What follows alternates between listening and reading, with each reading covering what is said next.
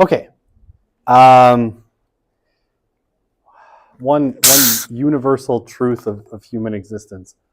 There is never enough time. I'm like, yeah, finish these up a couple minutes before class. So, hopefully not too many typos. Okay. So obviously today, it's our last class. So try to contain your tears. Yeah, it's our last class. So we're going to finish up talking about Jonathan Haidt's book, The Anxious Generation. I don't know that it'll take us sort of the whole run of time for today. I'm not exactly sure. I have a few practice questions that we can look at for the final exam. But before I start in, I do want to talk about the final exam for like just 2 seconds. Now, I should have checked the date. I checked how long it's going to be. I'm pretty sure it's on the 14th, June 14th. Same as the midterms. It's open, the entire day, right? So midnight to midnight. It is, I'll just write it here, 5 questions. So we have 5 questions. One is going to be on crime. One is going to be on mental health.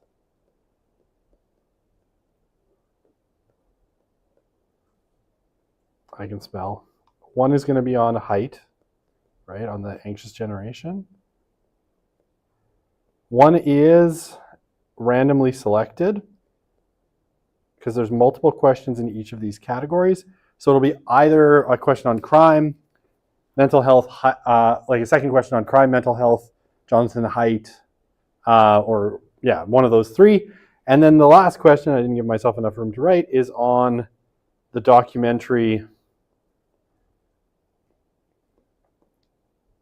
And I will say that the format of that question is probably going to be broadly similar to the format of the question on the documentary on the second midterm, right? So it's like take an idea, connect it to something else going on in the course. I think I was joking around with someone. I said it might actually be the same question, but I just like remove liberated and put in the social dilemma in quotation marks instead, and it might actually just be the exact same question. So that's what the final will look like. So, it's non-cumulative. So yay. Non-cumulative. You have 90 minutes, right? So it's 90 minutes, so the same as the 2 other exam, and 5 questions. So, budget your time accordingly. And yeah, so any questions about the final before I jump into content for today? Oksana, do you want me just to like summarize that quickly because you just walked in? I pretty much understand everything apart from the documentary. Will it be included into the... Yeah, so a question just like there was a question on the second midterm, really similar format to that one. So yeah, perfect. Any questions at all? I was going to say any other questions, but you didn't really ask a question. I prompted you, so that almost doesn't count. No? All right. Well, now let's okay. So the slides on girls here I put them in 2 presentations, right? Because I sort of split the Haidt one into 2 presentations for upload purposes. So all the ones on girls that we're going to look at today, you would have in last class's PowerPoint, but I uploaded a new one literally like 3.5 minutes before class, with the rest of the slides for today, including the slides with girls, so I didn't have to switch back and forth, and tried not to confuse you too much with multiple presentations with the same information. Okay, so I guess we ended off, just before we started this section last time, why social media harms girls more than boys. So sad. She looks so sad. Okay, so, you've seen this chart before, right? I showed you this chart before. This is, depression by level of social media use in the UK. And we see, right, more social media use increases depression for boys a little bit, but for girls, that correlation is really, really strong. Yeah, so we see a much more consistent, much larger kind of gap. It's about 3 times, right? It's about 3 times more for girls than it is for boys. And we've seen this in lots of randomized control studies, right?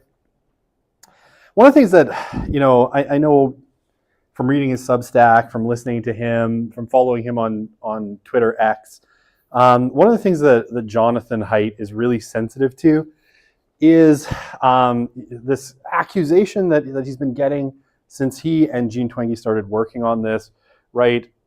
So this is the old correlation is not equal to causation, which of course, I don't know what happened there, which of course he knows, right? My tea disappeared. How sad.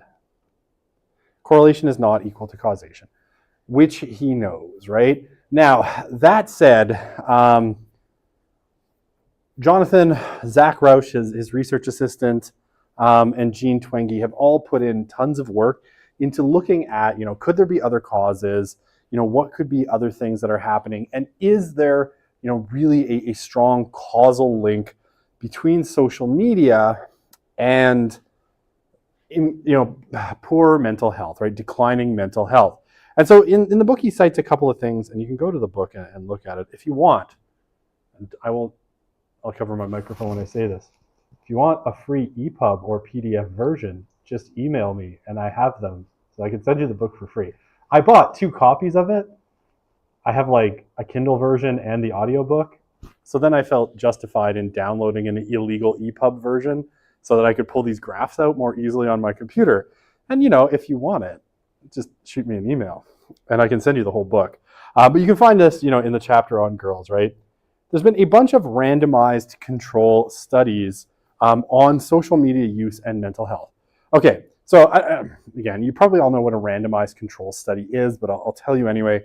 It's sort of the gold standard in research studies, because what you do, right, is you assign participants randomly into either, sort of your experimental group or your control group, and then for the experimental group, you introduce your independent variable, right? So in a bunch of randomized control studies, basically what they did is they had, a randomized group of people, and in the experimental group, they asked them to reduce their social media use. And in the control group, they said, just keep doing what you're doing. And what they found was that in that experimental group, there were non-trivial improvements in mental health sort of across the board. And there's been about 3 or 4 major studies that Twenge and Haidt cite that were randomized control studies that looked at, is it a dozen? Okay, so in terms of randomized control studies, there's about 3 or 4. There's about a dozen studies overall that have looked at the link between mental health and social media use, and all of them point in the direction of more social media use leading to worse mental health outcomes.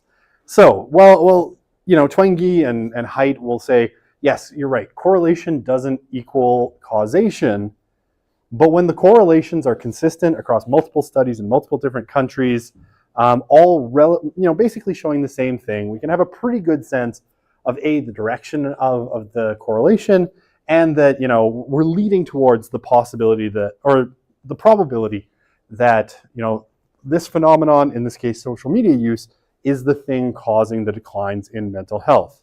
And one of the things that they cite, and here it's really interesting because we call this, I guess, a natural experiment, right? Natural experiment. People have looked back at the period roughly around, when would it have been?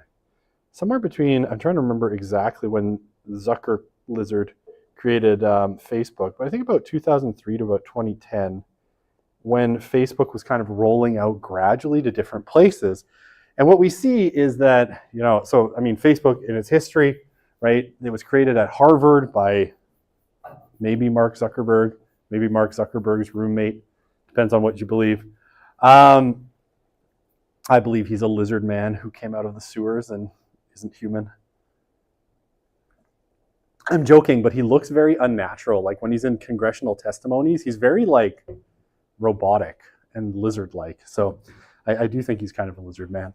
Of course, he could crush me with his massive wealth.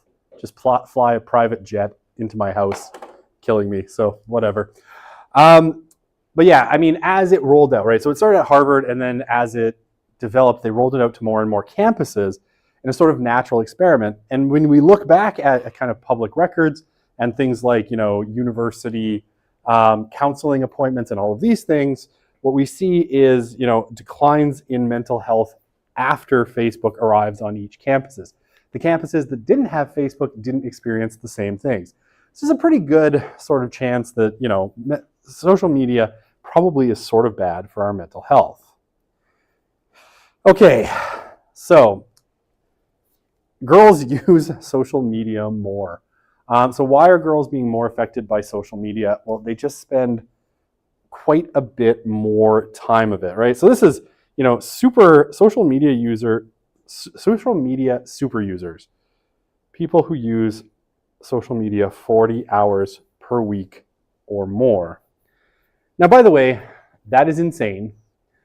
40 hours a week is a full-time job. A lot of full-time jobs now are like 35 hours a week. So, there are super users that are using social media, more than a full-time job, which is kind of kooky and kind of scary. And you see the difference, right? So boys, there are some, super users, it's a little bit above 5%. That's sort of where it's been sitting roughly since 2015. It's about, maybe 7%. Girls, right, it used to be pretty low in 2013, a little over 5%. And now there's a solid like 12, 13% of girls who are super users using social media 40 hours a week or more. Now, okay, I like this quote. This is from the book, page 160. The visually oriented platforms all use the business model developed by Facebook. Maximize time spent on the platform in order to maximize the extraction of data and the value of the user to advertisers, right? And this is kind of what was in the social dilemma, right? This is kind of what they were talking about. They only extract data from you clicking on things, looking at things, spending time on stuff, right? And so they want to keep you on the platform because the bigger profile they have of you, right, the better model they can construct of your actions, the more the AI, the artificial intelligence driving everything can push you towards, if, like my friend Paige, buying things that you otherwise wouldn't know you needed, but Instagram knows you better than you know yourself. So it pushes you towards making a bunch of purchases. And that's what Instagram, all of these platforms basically are, right? And again, because all of these platforms are free, right? Just a reminder, you're the product. You're not the customer. You're not Facebook's customer. You're the product. The advertisers are the customer. The thing being sold is you, right? And so it benefits Facebook to keep you on the platforms for as long as possible. Okay, now the worst platforms for poor mental health are Instagram and Snapchat, which are the most visually oriented of the platforms, right? Of all the social media platforms, YouTube is the only one that gets a positive rating, right? For whatever reason, and in some ways, YouTube is the least social of social media in some ways, right? Because there's probably the least interaction that goes on, but it's still classed as social media. Okay.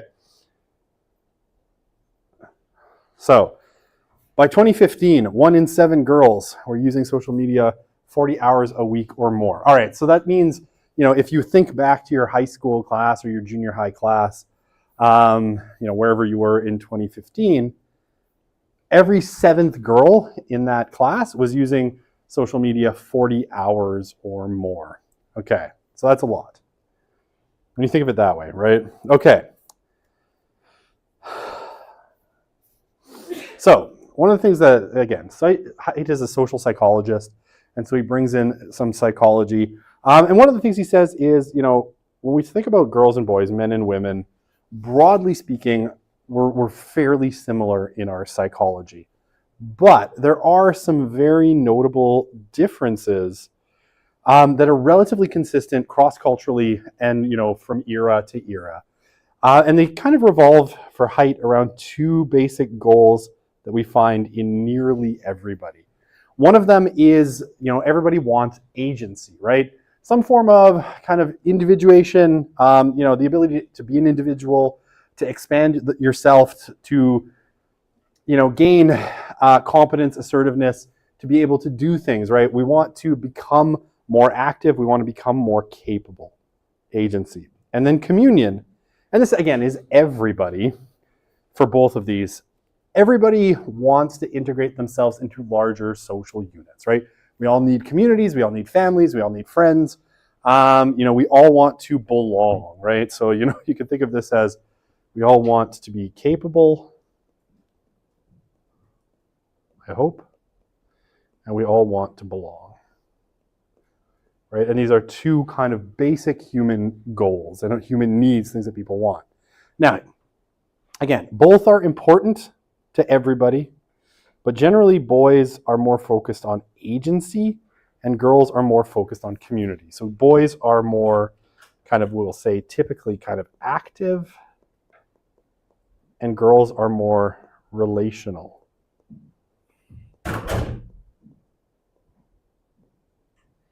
Right? Okay.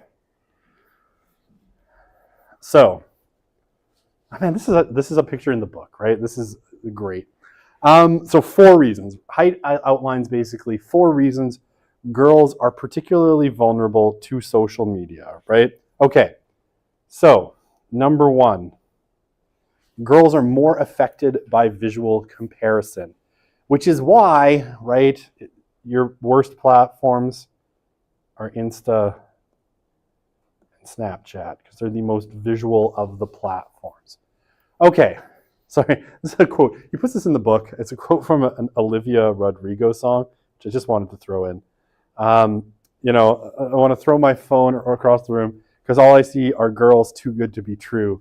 You might know the song. Okay, now one of the kind of fundamental things that height suggests and is backed up by psychology is that human beings are what he calls comparison machines.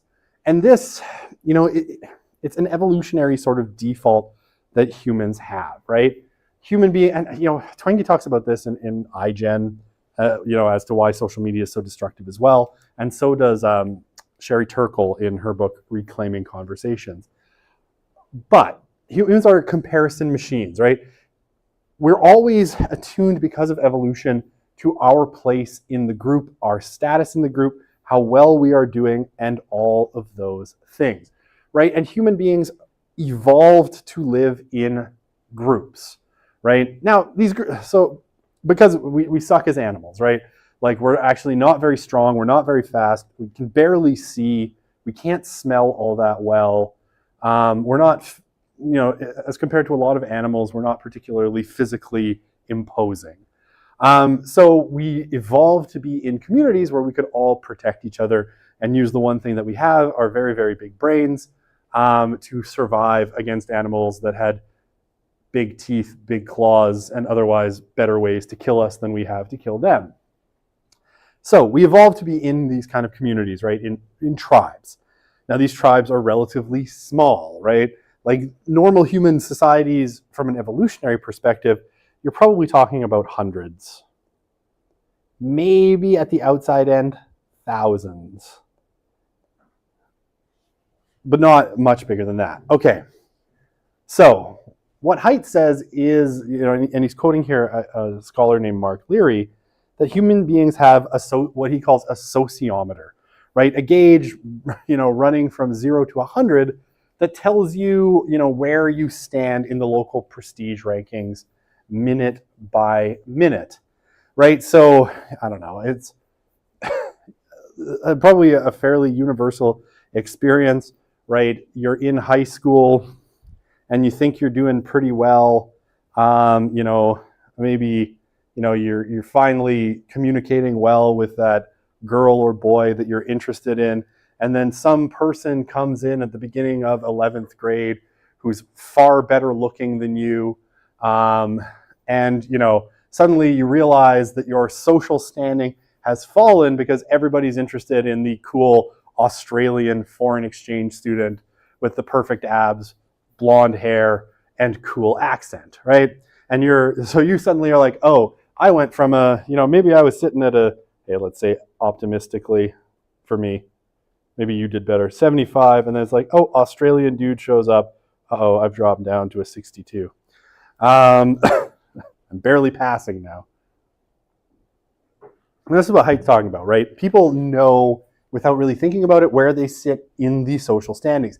And when your social standing falls, according to Leary, it triggers anxiety, right? And a desire to basically bring up your social standing, right? So, you've got to really elevate your game. I was going to try using some Gen Z slang, and then now I'm thinking better of it. I'm like, could I use Riz properly?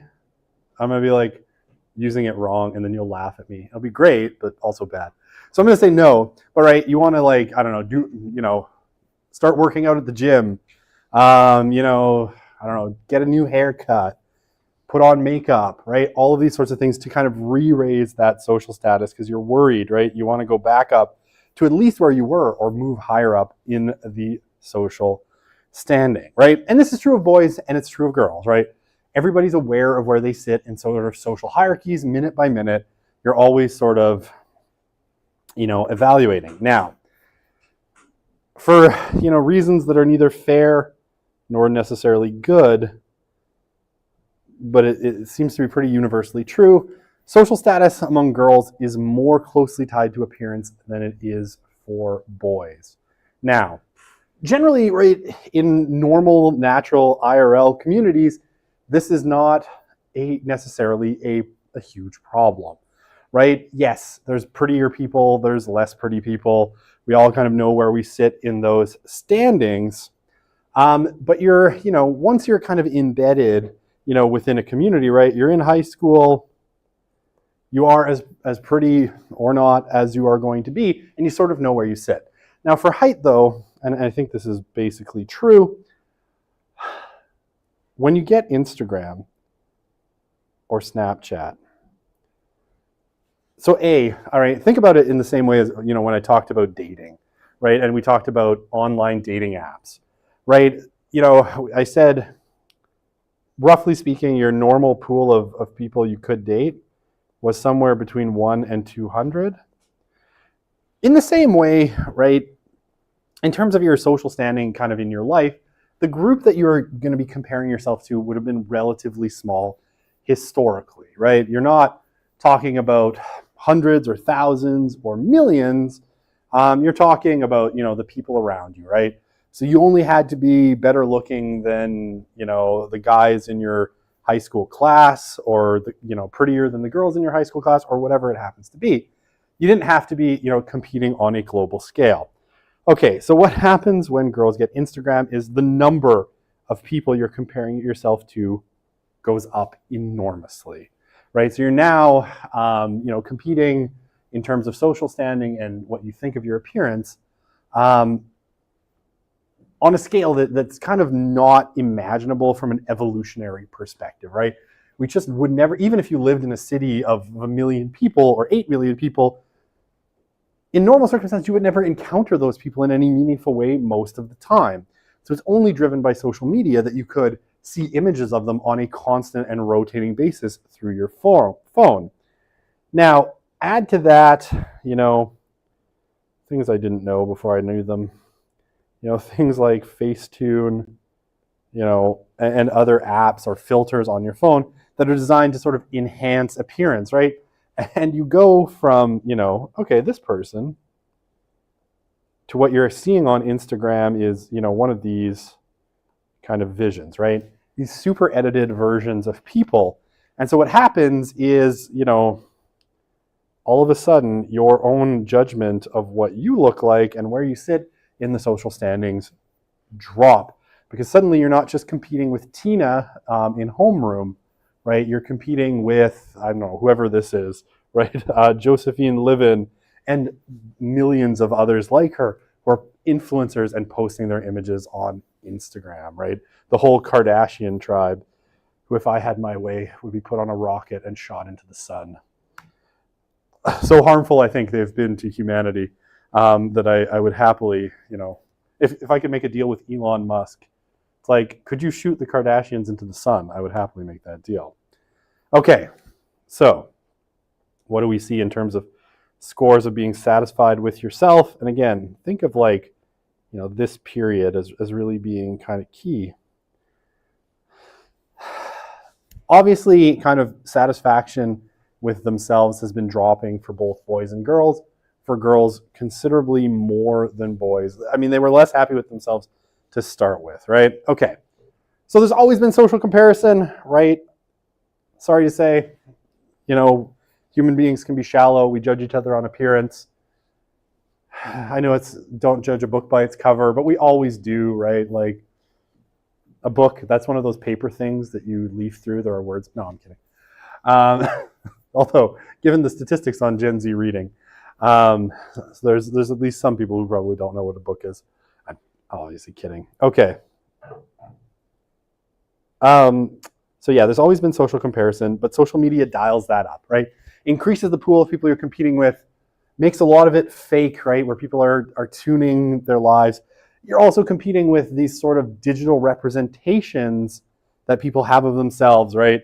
Not just, impossibly beautiful people, but yes, that is true. But also, people showing you only the best parts of their lives, their vacation photos and whatever, all these staged things that they're setting up all the time. So girls are now competing with more impossibly beautiful images, and they find themselves lacking, right? And I mean, this has been going on for a long time, right? It used to be magazines. People complained about magazine covers. Thankfully, no one reads magazines anymore. That's actually kind of a good thing, because most magazines are pretty terrible and a vehicle for terrible ads. But it used to be magazine covers, right? The girls on the cover of Cosmo were what people were comparing themselves to, and that was seen as a problem. But now, right, like knock that up by a factor of like 10,000, because you see so much more of it on social media. And yeah, girls are more likely, according to Height, and this is true, to suffer from socially prescribed perfectionism, right? Where basically they're always trying to meet some kind of crazy social expectation. And one of the interesting things, and something that he talks about that I didn't know, but I do find really interesting, is that a lot of this seems to happen on a subconscious level. And he cites this experiment that was done in France, where basically these researchers exposed young women to either images of thin women or average women, and basically the women who saw the thin women reported being less satisfied with their body and appearance, but these images were only flashed for 20 milliseconds, which is actually too fast for you to be consciously aware of what you're seeing, but somehow your brain subconsciously, stupid brain, was registering these images and registering their appearance as not matching up with these impossibly thin women. So a lot of this, right, it's not, I guess, like, how to put this? The Dove soap campaigns where they put, women of all forms, in their commercials to show that all women's bodies are perfectly normal. That's all kind of a very good thing.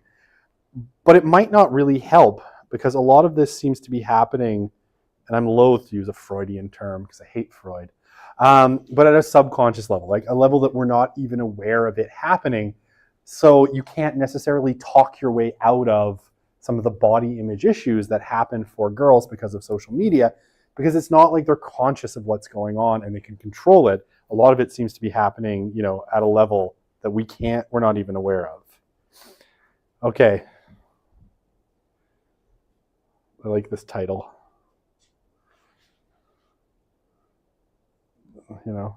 This is where was this?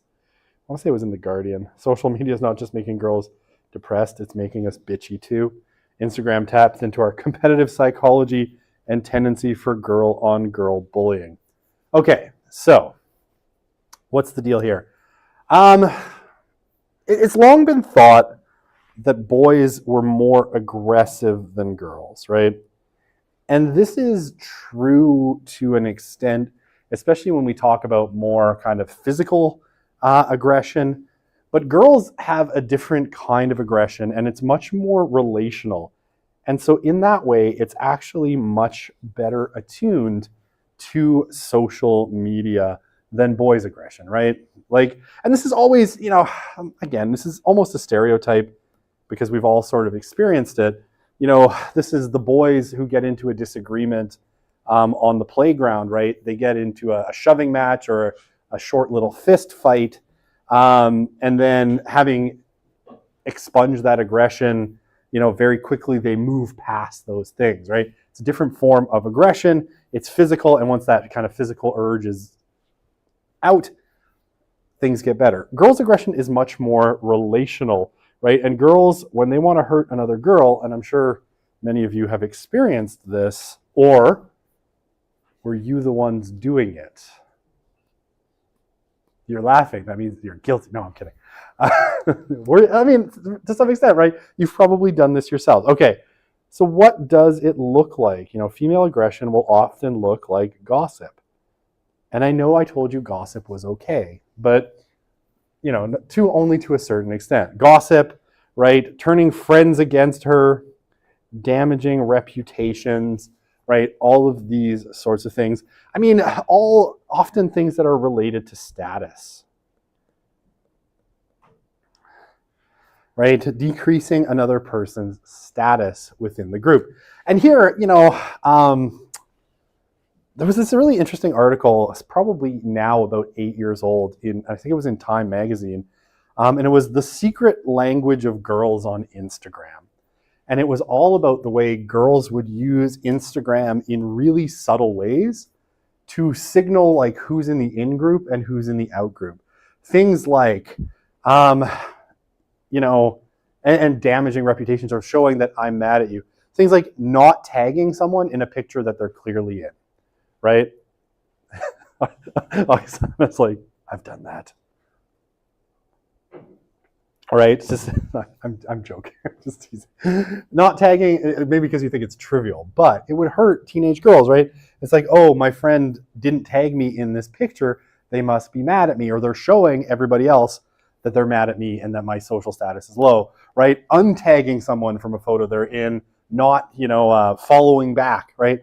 All of these subtle ways that, something like social media can be used in relational kind of attacks, unfollowing someone or blocking someone, right? All meant to kind of, do things like turn their friends against them. All of these sorts of things. Social media can be used for that. And of course, right, you can use fake accounts.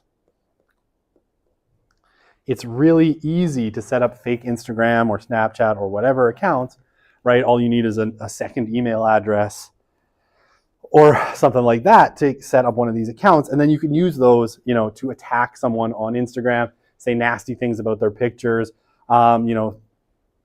create groups that say, everybody in the graduating class except for Megan, right? These sorts of things happen all the time on social media. I think there was an episode of The Simpsons about this where literally they started a club and they didn't want Homer in it, so it was the No Homers Club. But basically that's the level that it functions at. Okay. Now, again, because we have this sociometer, right? The sociometer, it was over here, and then it dials down, it's over here. I don't know what I'm drawing here. I'm going to scribble it out. It's supposed to be a dial, but didn't really work. When social status plunges, right, for girls, they're more likely to self-harm, be depressed, or even become suicidal at the extreme. And again, social media takes what was always there, right? All this stuff has always existed, but it just makes it far more prevalent, far easier. easier for you to know about it, right? To see it. It has more kind of obvious signals that these things are going on that tell you that your status is dropping. So, yeah, very interestingly, the movement to life, of life to social media and to screens in general, right? It actually made boys safer, right? It decreased bullying for boys because boys' bullying was generally physical, right? This was someone beating the tar out of you and taking your lunch money, which is a weirdly American thing because I can't think of any place that had, a cafeteria, especially in middle school, where you could get beat up, but whatever. Right? It was physical. Someone was beating the tar out of you or, pushing you into a locker, whatever it happened to be. So that following you home after school, finding you in the neighborhood and bullying you, and all of that decreased for boys, but it increased for girls because of the relational nature, right? And it became a lot more cyberbullying. And cyberbullying is different from, I will say, IRL bullying in a couple of in one really important ways. It's pervasive, right? Now, if you went back to that, glorious time when everything was perfect, called the 1990s, I'm kidding. The 90s sucked in lots of ways. But if you went back to the 1990s, right, prior to social media and all that jazz, one of the things was if you got bullied, right, you were being bullied at school, you went home, and generally speaking, home was a safe place, right? Home was somewhere where you were safe from it, where you got a reprieve from it, and you would go away for Christmas or spring break or whatever it happened to be, and in that time you knew that the bullying was going to stop because it was in person, and you can't be bullied in person if you're not with the people who bully you. So all of that stuff really declined. So that, is a good thing in a way, right? Bullying was still bad, but definitely not pervasive. Today, though, because bullying is happening on social media, it is pervasive, right? So when you go home, you still have your smartphone, you still have your social media accounts. There's still that person, and writing on, comments on your pictures being like, wow, you're so ugly. You have such big ears. You should kill yourself. And sadly, there's lots of incidents where this is what people say, right? Kill yourself is a really common thing that unfortunately has shown up on social media. And I should have put it in here. Height in the book has this is basically like doodle from a kid's kind of diary where they, drew a picture of themselves and they wrote all the things that people said to them on social media. And yeah, it was things like, you're ugly, you're stupid, you'll never do anything, your ears are too big, you should kill yourself, right? But that follows you everywhere, right? And I say this, and I don't want to be weird about it. It follows you home. It follows you to bed because people are taking their phones to bed, right? So at 3 a.m, someone is posting something on their Insta, and it sounds weird for me to say Insta. I'll just say Instagram. And they're seeing it at 3 a.m. as it wakes them up with the notification. It follows you into the bathroom if you take your phone into the bathroom. All of those things, right? It just is so pervasive, and that's where it's different. There's no escaping from it. And probably, you go away with your family for spring break to Mexico, and you take your phone with you, and it's there with you in Mexico too. So it's everywhere. Okay, now this also creates, this anxious thing for girls where they're constantly, in a sense, looking for danger, right? And if you remember last time, right, Height said you can either be in discover mode, right, which is this kind of open, playful, openness to life where you think there's opportunities and you want to take advantage of them, or you can be in defend mode, right? And defend mode is where you think there's danger, you're worried about what happens, and so you're constantly kind of anxious and worried. And what he suggests is when girls have to do this, right, worry about every picture they post on Instagram, right? So they're tuning it up, they're putting the right filters on, they're spending, hours getting the right pictures on social media.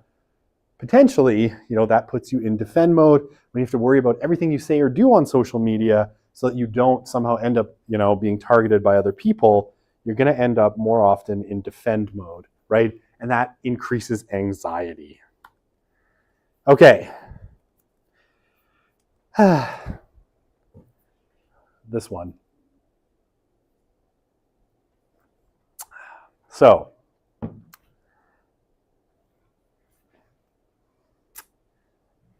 slightly difficult one to talk about because it's a little bit abstract. Okay, which is why I have no images. So contrary to what we think, right? Actually, emotions and mental disorders have been shown to have, the ability to spread through social bonds as well. And we have actually cases of this, and Haidt talks about it. We have some of these things documented going back, say, into the Middle Ages, right? So to say that this is not a technological phenomenon necessarily, and Haidt talks about this in the book, and it's actually kind of funny. But in the Middle Ages, there were these things, they were called dancing plagues, where basically people would, for whatever reason, believe that something had taken control of them and that it was causing them to dance, right? And you actually had people in the Middle Ages, and this is well documented in medieval sources, who would dance and dance and dance until they died, right? Until they collapsed from exhaustion and actually died from dancing. Now this is, there's no medical cause to this sort of thing really, but it was, for whatever reason, an idea that sort of took over in communities and then was spread person to person, right? People would hear about the dancing plagues and, then they would become convinced that they themselves had fallen victim to the dancing plague. So, we know this is true. Now, women tend to spread emotions and disorders more than men do, right? And he cites this study by Tierney and Bosterman that when a woman becomes depressed, it increased the odds of depression in her close friends, male and female, by 142%. And in the same study, and I think this is actually kind of funny, when a man became depressed, it had no measurable effect on his friends. So women will, someone, is female and is depressed will make everyone around them depressed, and men are just depressed by themselves, which is a little bit funny in its own kind of way. Okay, so probably because men just won't talk about it. Girls' depression rates rose sharply in the 2010s when a majority of them got on these platforms like Instagram. Okay, so there's a group of researchers who are starting to talk about this as sociogenic epidemics, right? So like the dancing plagues of the Middle Ages, right? They used to be spread face to face. Then it was on TV or through other media. And a really good example of this, by the way, what is it? Repressed memories.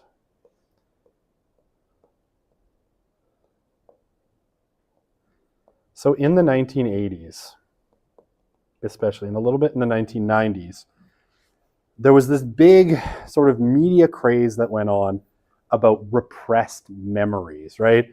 That people could repress memories, and especially memories about, sexual abuse, so much so that they wouldn't actually remember it, and it would have to be brought out, say, by a therapist in hypnosis, and all of these sorts of things. Now, I don't know if this is still common knowledge, repressed memories are not a thing, right? It's been well documented, and the notion of repressed memories has been thoroughly debunked in the psychological literature, not the least of which, by Paul McHugh, who was the head of psychiatry at Johns Hopkins University. Who, he and a bunch of others went through and thoroughly debunked this idea of repressed memories. But in the 1980s and 90s, there was this absolute craze of people going to therapists and discovering memories of abuse that they had supposedly repressed. And it was, it started kind of circulating through the media, and then the numbers grew and grew, right? Now, obviously, it's not television driving it anymore. It seems to be social media. Okay, so emotional contagions, right? We pick up the emotions of those around us, right? You feel the things of those around you, and especially girls, because they're more emotionally attuned than boys, tend to pick up feelings quite a bit more. Now, prestige bias plays into this as well, especially on social media. Those who present more extreme symptoms are more likely to gather online followers, right? They're going to put this on social media about their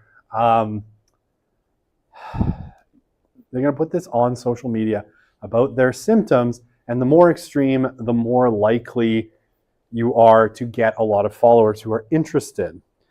And just, in the 2022, this came out from a German research group, and they were studying Tourette's. And what happened kind of around 2019 to 2022 is that you had a huge increase in the number of people reporting Tourette's-like symptoms. Now, Tourette's is a very specific condition, right? It causes you to have either tics, right, physical tics, or sometimes verbal tics, right, where you'll blurt out certain words, often quite inappropriately. Now, it's a disease that starts in part of the brain called the basal ganglia. And it's a medical condition.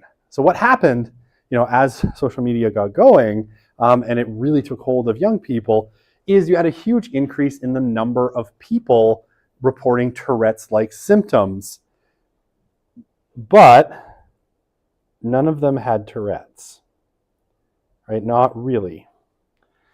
But there was a bunch of social media influencers that were posting about their Tourette's symptoms. One in Germany, particularly, who was prone to, I can't remember what the other one was, but he would yell Heil Hitler as one of his supposed tics, right? Another one in England that would just randomly yell beans. And they amassed these pretty large social media followings, many of whom then developed Tourette's-like symptoms, which caused this German group, right? So basically they said, look, none of these people have Tourette's. It's clearly a sociogenic illness that's being picked up by people viewing other people on social media who have these disorders and mirroring them. This is the dancing plagues of the Middle Ages writ large. And they term it mass social media induced illness, right? And we've seen other ones kind of cropping up. One of them, being what's called dissociative identity disorder or multiple personality disorder. And these, for whatever reason, have cropped up a lot on TikTok, right? And you may have seen videos of people on TikTok saying they're part of is it a system, they say? I can't remember.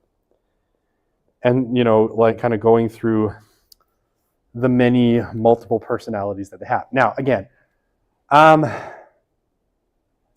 dissociative identity disorder is a real thing. Unlike the dancing plagues of the Middle Ages, right? It's a real disorder.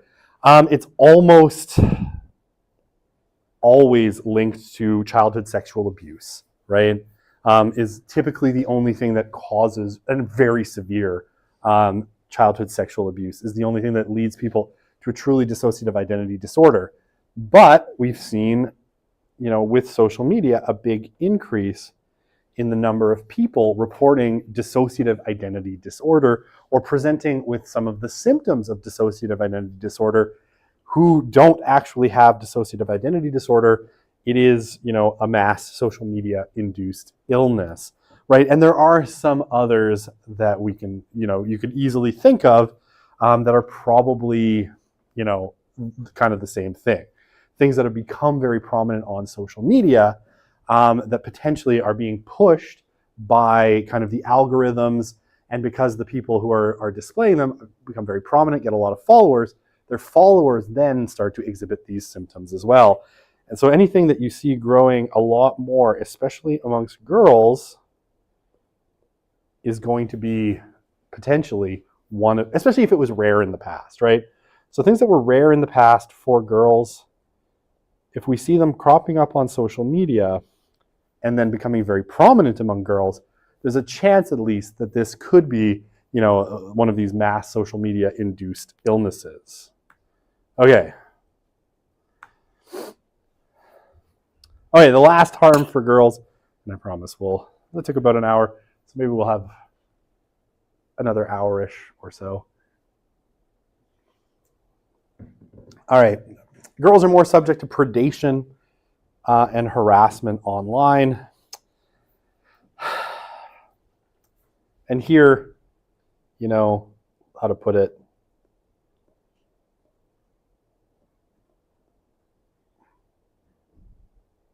men kind of suck. Yeah, I mean, there's certainly an online culture. I guess, okay, so this predation kind of happens in two ways, right? It either happens through strangers, people who are preying on teen and preteen girls online, or it happens, from their peers, right? Okay, and I mean, older predators. This is from a book called American Girls, which is a book that thoroughly traumatized me when I read it. And Haidt cites it in the book as well. So yeah, so it's easy for predators to go online and just find a girl, because girls want the most friends and they want the most followers and likes. So if someone tries to friend them, they'll just friend them right back without even knowing who they are. So even if it's a serial killer, they friend them back and maybe start talking to them. It's scary, right? This happens quite a bit, and predators are on Instagram, right? They're on Snapchat. They're on Club Penguin, right? So I don't know if you remember Club Penguin. It was this little kids app. For a while, Club Penguin had this big problem of male predators going on to Club Penguin and trying to find preteen girls that they could befriend, right? What's the other one? Roblox. It's absolutely Roblox, right? Roblox is a platform where you have to be really, really careful when you have kids, because there are actual predators on Roblox who are using it to talk to kids because they know that's where the kids are. So yeah, Roblox is one of those platforms. So, and it's well known, and it's basically kind of hard to stop. And I mean, when my son started playing Roblox, I was actually surprised at how easy it was for him to start chatting with random strangers on Roblox. And we were like, yeah, don't do that. That's bad. Okay. Now, so that's one, right? So there's lots of online targeting. And again, what are these men looking for? They're often looking for, as they groom the person, pictures, especially nude pictures. They're looking for sometimes in-person meetings if it escalates far enough, right? And we had this case in Edmonton that I talked about last time a few years ago of someone who was groomed online through social media. And, the guy ended up picking her up outside of her school and driving her to the US and unfortunately, sexually assaulting her along the way. So this stuff happens, right? There's online predation. So girls are much more subject to this. Not that it can't happen to boys, it just happens more to girls. All right, and their male peers also prey on them by demanding nudes, right? And you kind of heard that in the documentary, right? In Liberated, where the one girl was talking about how if you didn't send nudes, you were a prude, and then people wouldn't want to talk to you. So there was a lot of demand for nudes, and Sales talks about this in her book, right? Where boys, their male peers would demand nudes, and it became a kind of currency amongst the male peers as to who could collect the most, get the hottest girls to send them nudes, and all of these sorts of things, to the point where they were asking girls, and being quite blunt about it, telling girls like, I just need some nudes from you, because I really need to prove to the other guys that I'm able to get them, right? That someone will give me, nude pictures of them, which is gross. And this is why I say this book thoroughly traumatized me and had me considering moving my teenage daughter, to a nice convent in Eastern Siberia. Just, if we could maybe do that. It's like, oh, she doesn't speak Russian? Perfect. That should cut down on things. Okay. And yeah, sexual exploitation, and predation, pretty rampant on social media and all of these sorts of things. So girls there, and again, all this, this can trigger all sorts of problems We've had, I forget her name now. It was a Vancouver teen, Amanda something, but I can't remember the last name. That's going to bother me. Where, she was chatting with someone online and he convinced her to, in a video chat to show her breasts and took a video recording of it and then harassed her, threatened to send it to her schoolmates. When her parents moved her to a different school, found that school too and threatened to send pictures of her showing her boobs to those peers. And basically this person who was in the Netherlands, right? She was in Vancouver. He was in the Netherlands, pushed her long enough that she eventually took her own life, right?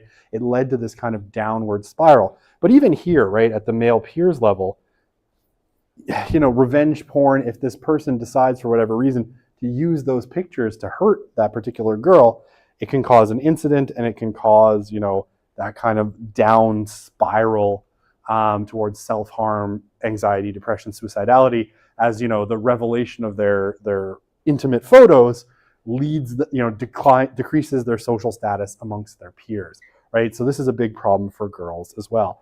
And Twenge talks about this in her book, iGen, as well. I know, I just talk about it every book. I'm sorry. And there's a great quote in there from an ER doctor in New York who says, basically every weekend they have girls in the ER who are in the ER for self-harming because of some incident on social media. So it's pretty rampant. Okay. Why is my phone flashing at me? Nothing important. Okay. Pardon me. So social media. Okay, so quality over quantity. The other thing that's happened, right, and I talked about this last time in terms of the number of connections on social media. Social media increases the number of connections that people have, right? So you're going to have, I don't know how many followers is good on Instagram. I have 3. It seems like too many. I don't use Instagram. I don't know what it's for. I scroll through and I'm like, this is dumb. I think I'm too old to care about Instagram, and that itself is kind of a revelation. It's when we were doing stuff for the CCR, I was like, I have to hand off this to one of our grad students because I'm like, what do I do on Instagram? I don't understand. So, but right, my weirdness aside, you get a lot of connections on social media, right? People you went to elementary school with, high school with, random people you've never met, all of these sorts of things. And it's a status thing, right? More friends equals more status. More likes equals more status. Now, so people build up the number of ties, and this is especially important to girls. But these are mostly what we would call weak ties, right? These are people who you don't know very well.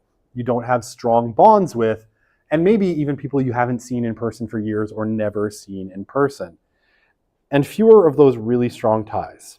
So, now that wouldn't necessarily be a problem in and of itself, right? If you were well integrated into social networks, you had lots of in-person interactions and friends, it wouldn't necessarily be a problem that you had 852,000 Facebook friends, right? However, social media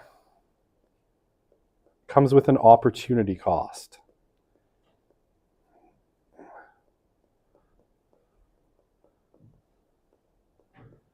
So what does that mean?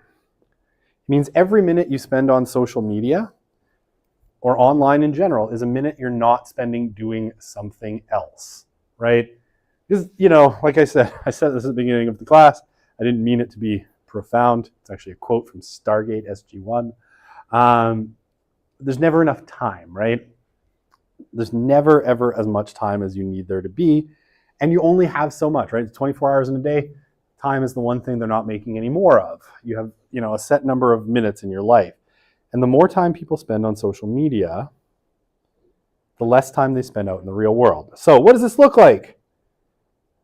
Have a few close friends, right? And again, this isn't necessarily a disaster. If you look at it, right? But back in 1979, 80% of girls were saying they had a close friend. And that's dropped below 70%, right? Boys, it was a little lower, probably about 75%, and it's dropped to around 60. So it's an opportunity cost, right? You have to spend time with people to become close friends with them. And often feel lonely, right? This number has gone up, and you see this gray bar. That's our great rewiring that Haidt talks about, right? 2010 to about 2015. And you see that the rate of feeling lonely for girls spiked. And it jumped for boys a little bit, though not as much. So, that. Amanda Todd. Thank you. Amanda Todd. Yes, it's Amanda Todd, and I feel bad that I forgot her surname. Very tragic case. Okay. All right. So, let me give you a second to breathe here. Oh. You want to know the funny thing, though? I was trying to find, like, a picture of, like, boys, because I very easily found, like, I just typed into Google image search, like, girls sad because of social media, and I had like a wall of like perfect pictures, and I had like boys sad because of video games, and I had a really hard time finding an image of it. So you know, I don't know if that matters, but definitely it's more memeable, I guess, what's happening to girls than what's happening to boys. So what is happening to boys? So what Haidt says is boys have taken a different path through the great rewiring, through this change that's happened than girls did, right? Yeah, so for internalizing disorders, right? So we talk about depression, anxiety, low self-worth, all of these internalizing disorders. Girls have more of them. They always have, right? Boys have always had fewer of these, but they definitely have less. And this has, at times led people to suggest that boys were doing better. And I remember reading Leonard Sax's book, Boys on the Brink, right, where he did lament, what was happening to boys, but he said this very thing, right? Social media is not affecting boys in the same way, and the kind of media that boys use, right? So video games in particular, doesn't affect boys in the same way that social media affects girls. Now, that said, boys are showing higher rates of internalizing disorders than in the past. It's still lower than girls, but it definitely is rising, right? So boys are more depressed, anxious, and all that stuff than they were in the past. But one of the really concerning things for boys is that they are more likely to show signs of pulling away from engagement in the real world, right? And sometimes this is, and I'll talk about hikikomori in a minute, but things like NEET, right? So that's not engaged in employment, education, employment, or training, right? So basically people who have checked out of kind of the world, right? They are checked out. World equals no. Right? They're not working. They're not training to work. They're not doing anything, right? So they were pulling out in lots of ways. The Japanese call this hikikomori. I'll talk about that in a sec. And so more kind of struggles for boys in terms of succeeding in life. And you see this, right, even in how they think of themselves. Again, these numbers aren't huge, right? We're talking less than 15%. But we see that, back in the 1970s, it was maybe like 6-7% of boys who thought they had no chance of succeeding in life. And by the time we hit the 2019, it's jumped up to like 13-14%. And girls have also jumped in this way, right? But again, they were lower to start with, and it's not as bad. Now, for boys, it's a little bit different. And one of the things that Haidt says is the change for girls has been really compressed. You can really talk about the change for girls as happening fundamentally between 2010 and the present, right? For boys, it's been a little bit longer because for boys, time spent with friends started to decline earlier, right? Actually in the early 2000s, and has been declining and accelerated in 2010, but it's been a longer process of men sort of struggling, or young men sort of struggling. Okay, so why? Well, again, the 1970s are a kind of interesting period. And if you remember, right, so when we talked about work, everything's interrelated in this course, right? What happened, you start to get one of the fundamental things that happens in the 1970s is offshoring, right? Where you get a lot of the jobs that men were doing, especially jobs that required, a lot of physical strength. So things in manufacturing in particular, right? Offshore and go to places, first Japan, and then the Asian tigers, and then China, and now Africa and Bangladesh and other places, right? India. But we're shifting, a lot of manufacturing offshore. So what Haidt says is the real world starts to change in the 1970s to make it less hospitable to boys and young men. And from that, a lot of them have started to be purposeless and adrift. Okay. The digital world creates, I did this very quickly, ways for boys to do agency building activities that they used to do in real life. Okay, so the other thing that happened, obviously, starting in the 80s was safetyism, right? We talked about this last time. I'll mention it again in a second. But trying to reduce the risk for people. So things that boys used to do, in the past, roaming around the neighborhood on bikes, making jumps, breaking arms, and all that stuff. So exploring, competing, playing at war, mastering skills, and seeing women naked. A lot of the things that you used to try to do in real life increasingly moved to screens. Really starting in the 1990s. Accelerating in the 2000s with high-speed internet, and then, being put in your pocket in the 2010s. So it was the start, faster, and this was in your pocket, right? Okay, so on increasingly portable screens. Right. Oh, this is a really interesting book. Again, if you're looking for your depression and the world sucks reading list of summer 2024, you should absolutely put this book on your list. Reeves is a really good writer. He did a really good job on this book. I think he was at Brookings when he wrote it. It's a really, really interesting take on what's happening to men and what to do about it. Okay, but let's just go through his argument. It's a really interesting book, and again, Haidt cites it in his book.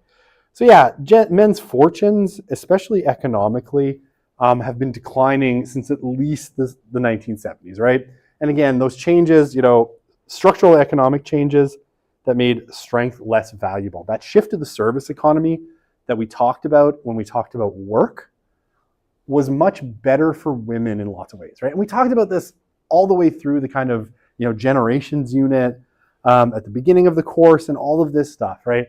As we've shifted, away from manufacturing, as the service economy has developed, typical qualities of men, physical strength especially, has moved, has become less important.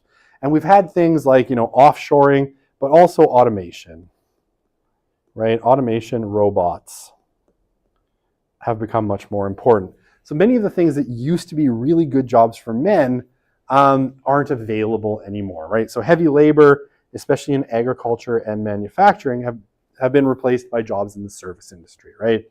And women have a bunch of advantages in the service industry, right? They're more relational, they communicate better, temperament's a little bit better typically. If you wanted to look at average scores, for populations, women score higher in agreeability, which is a really useful trait in the service industry. So, okay, and just to give you an example of this, sometimes this happens all at once in kind of really weird ways. So if you went back to the 2010s, right? And I know this because I have friends who worked in this industry.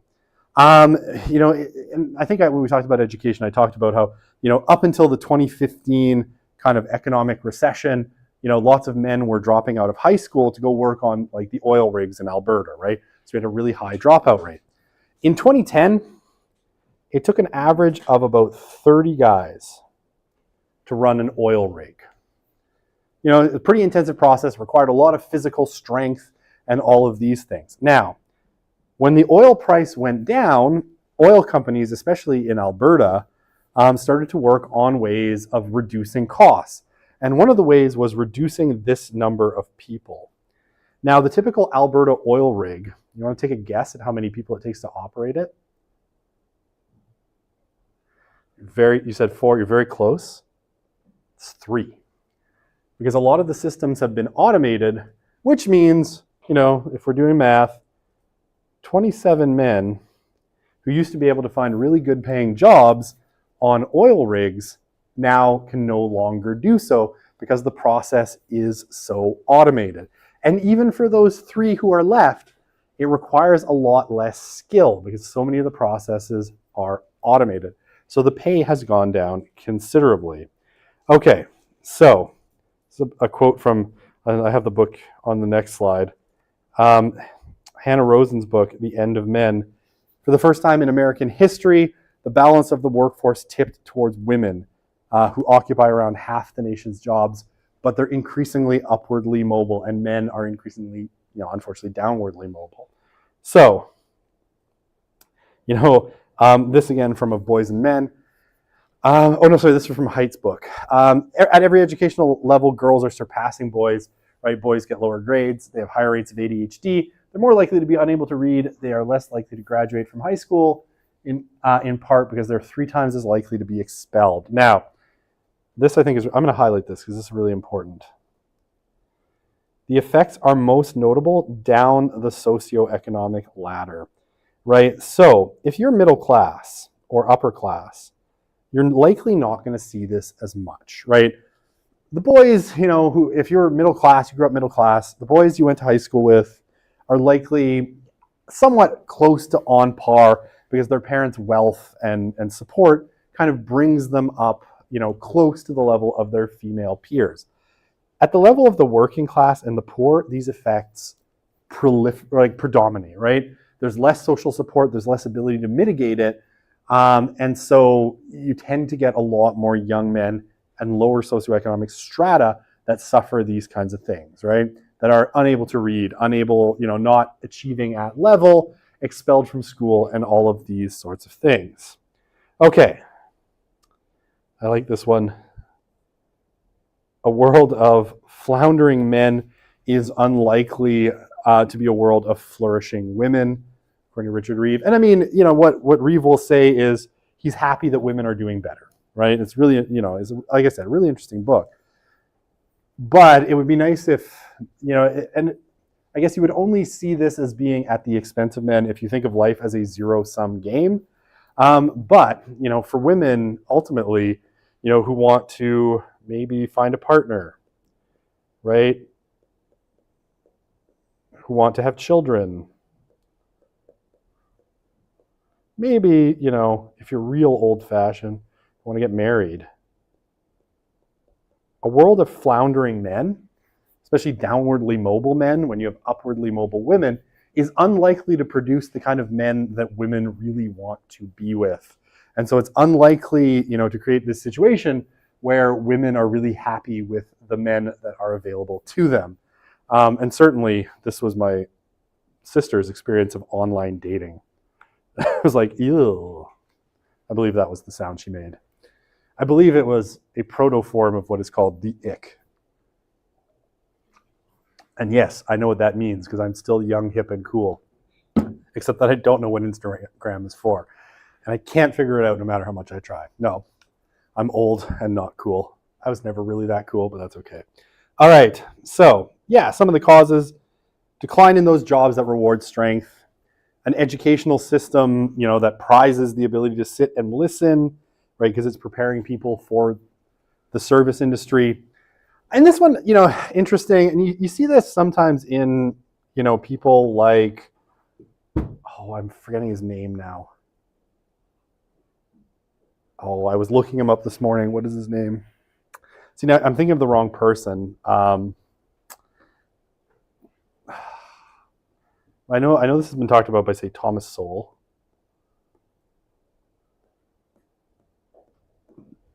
But what is the I still have the tab open in my browser? No, I closed my browsers. Shoot. Blah. Anyway, I'll try to find it later. But sorry, this has been talked about lots in social science. The decline of positive role models, right? And especially fathers. And here, I don't want to sound like a fuddy-duddy, like moral majority 700 club conservative, but I will. Not because I want to, but it's inevitable. Divorce here potentially has been really bad for boys, right? Because once fathers were taken out of the home. But okay, so divorce is bad. Kind of unwed mothers are problematic here as well, right? Because maybe where fathers were never present because of, say, hookup culture, women got pregnant and had children and the men were never that interested in being involved. Divorce, unwed mothers, things like the opioid epidemic that has, had a lot of dads, especially overdosing, has reduced the number of positive role models available. Again, I don't want to talk. I don't want to sound fuddy-duddy and weird. It's gonna sound like I'm telling you to go to church. It's really not my goal to make you go to church, but like leaving those intermediate institutions, right? Those mediating institutions I talked about last time, right? So mediating institutions where you would have had these mixed aged cohorts, including men who could serve as mentors, has been sort of detrimental. And it's been replaced by, a lot of media figures, some of whom are good, some of whom are rappers, who for all of their wonderful qualities, might not be the best role models in talking about, sexually exploiting women, doing drugs and, stuff. I just remember my introduction to rap when I was young was Snoop Dogg and him talking about how much weed he smokes and maybe that's not the greatest thing you could ever talk about. Okay. So that I think definitely plays a role, right? Fewer fathers, less fathers in the home. If you talk about certain communities like the African American community, a lot of incarcerated men as well, and all sorts of things. But definitely, things like children living with only one parent, typically mom, has increased, which again tends to cause boys to flounder. All right, and then psychological factors, safetyism, and then multiplayer online games. So safetyism, which contributed to less time outside, which meant more of that time had to be filled by something else, and a lot of it has been filled by Fortnite or whatever, the precursors of Fortnite, Call of Duty, Rocket League, World of Warcraft. Those are all the games I can think of off the top of my head, especially the online multiplayer ones. Less in-person contact, right? So again, well, actually, do I have this on another slide? But I do want to say, again, the same thing as social media, it's an opportunity cost, right? Every second you are spending playing online video games is a second you're not outside, you're not building relationships with friends, you're not meeting mentors, you're not doing any of that stuff. Okay, sorry, went too far forward. How am I doing for time? Not too bad. All right, so failure to launch. Oh, and this is where we get to, some of the online communities that boys maybe can fall into. Okay, so young men, because of their sort of lower scores, less likely to be in post-secondary education, worse grades, all of that stuff, are more likely to live with their parents than their female peers, right? It's about 27% in the US versus 17% of girls. And boys are more likely or more vulnerable to becoming complete shut-ins. And weirdly, Japan is like this weird place that's slightly in the future of the rest of the West. So I'll put it this way. What happened in the 1990s in Japan? Oops, I wrote that very badly. I have to erase. What happened in the 1990s in Japan was the Japanese economy, which had been going gangbusters in the 70s and the 80s, right, absolutely ground to a halt, right? And Japan's economy has essentially been stagnant since the 1990s, right? They've had like near 0% interest rates. And a couple of things happened in Japan in the 1990s. Marriage rates plummeted, right? So marriage rates plummeted. The amount of sex people had plummeted. And, and I guess the last one, fertility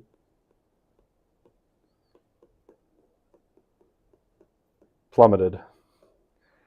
Now, run that forward to about the 2010s, 2020s in, North America, and you start to see roughly the same thing.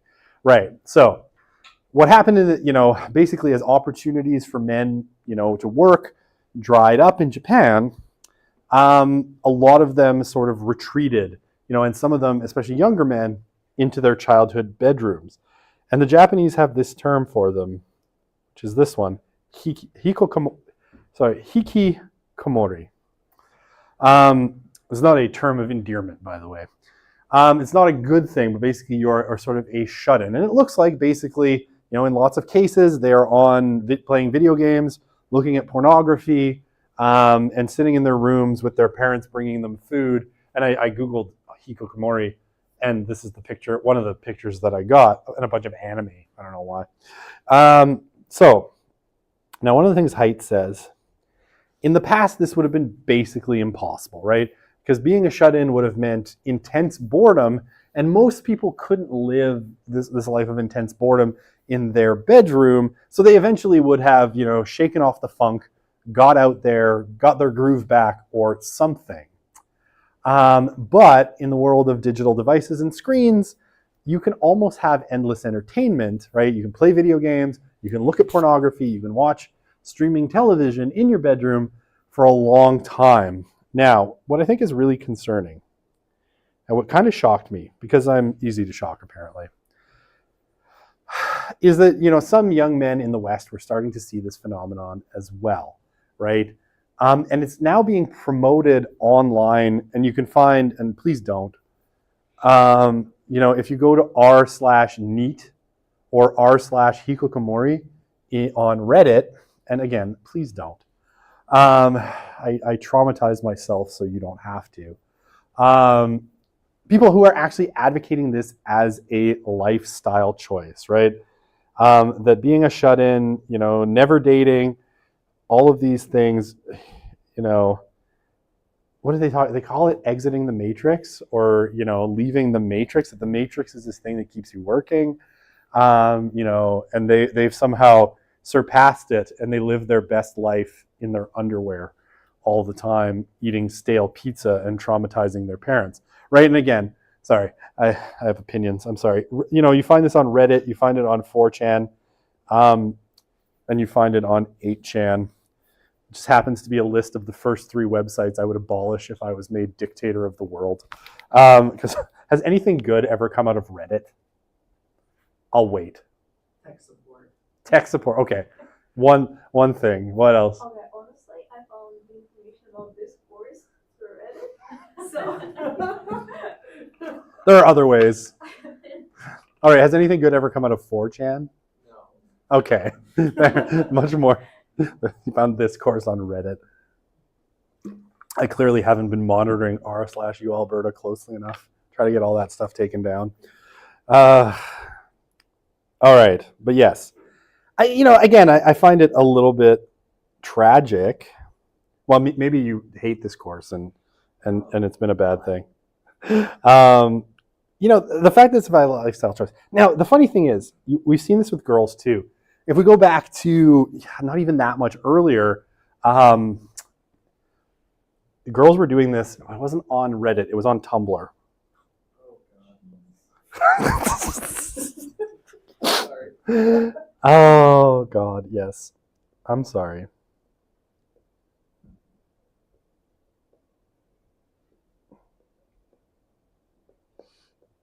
Right. So I don't know if you know what those mean.